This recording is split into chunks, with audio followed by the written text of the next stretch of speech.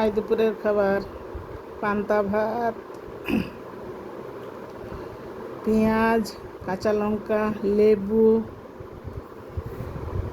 এটা হচ্ছে আলু চপ ভর্তা, চপ মাখা, পেঁয়াজ, কাঁচা লঙ্কা, শুকনো লঙ্কা, বিট নুন, ধনে পাতা দিয়ে আলুর চপে মাখা। এটা ভর্তা, আলু চপ ভর্তা।